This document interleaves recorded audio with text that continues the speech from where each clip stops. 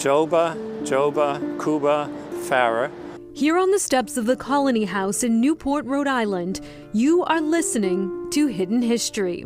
Buta, Burga, Yala, Morawa, Muwuri, Simbo, Bura, Yiri. Each one of them is appraised at a certain value. Yes, these people were enslaved. Kuba, Kari, Kuda, Faria, Kuriba, and Puto. Adding Young and Dura, it's 20 names in all. A very rare find, according to historian Peter Fay. In 25 years, I've never found a slave sale that actually lists the African names. To respect a person's chosen name is to acknowledge their self-determination, which is why a second document tries to erase those names from history. What happened during the sale is they lost their names. They only list whether it's a man, a boy, or woman, and they have no name. In contrast, there is one name associated with our slave ledger that may sound very familiar. Peter Faneuil was the one who owned this slave voyage, and these are the people that were brought by Peter Faneuil's slave ship to Newport. The namesake of Boston's popular Faneuil Hall was a slave trader. The debate around that has raged for decades. But what brings us to Newport is a movement to shine a light on this city's own hidden history.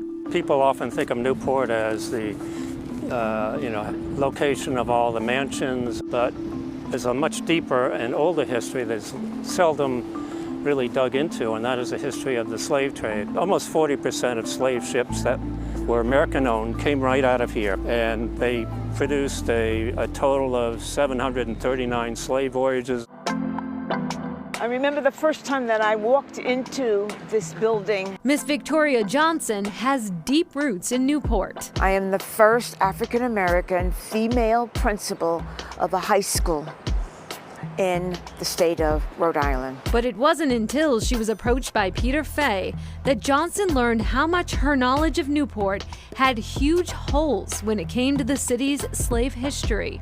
Information was available. It's just undigging that information, the erasure of that information. And fortunately for us, we had the historian that was able to do that. With a look out across Newport Harbor, it makes sense that this early colonial port, like many others along 18th century shipping routes, would have ties to the triangle trade. But very little evidence of that past remains. This is the home of the American slave trade. Where are all the monuments? Where is all the artifacts and the evidence and the public displays and discussion of this? This question from historian Peter Fay sparked a second question for Miss Victoria Johnson. He asked me if I would be the founder of the Newport Middle Passage Port Marker Project. And I said to him, only if you become my co-founder. Together, they started the process of bringing a permanent memorial to Liberty Square, which will be a place of learning and reflection for current and future generations. I want them to walk away with knowing what the past was, knowing what the present is, and how they can make the future even better. That's the purpose. But we have to unearth that past first.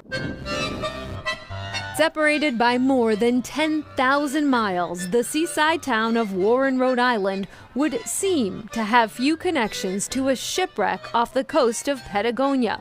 But Douglas Hinman, formerly of the Warren Preservation Society, can confirm that history has no borders, and this is a whale of a tale. There were two periods in Warren where they built whaling ships. One was in the late 1700s, picked up again in the 1820s to 1860s. There was great demand for whale oil at that point.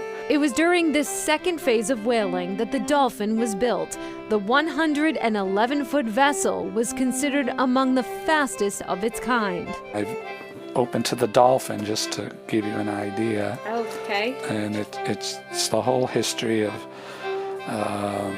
who was the master, who built it. So much is known about this particular vessel because of the work of one person, Walter A. Nebaker, a former naval man who spent much of his retirement passionately documenting the whaling history of Warren. In fact, he literally wrote the book on it. How much time do you think he invested in tracking? His whole life. He just was voracious. Unfortunately, Nebeker passed in 2013, but his manuscript, which was never published, became a key resource when Argentine scientists traced artifacts from a 19th century wreck back to Warren in 2006. Kind of a slam dunk because we've documented it was wrecked in that harbor, and they found it in that harbor.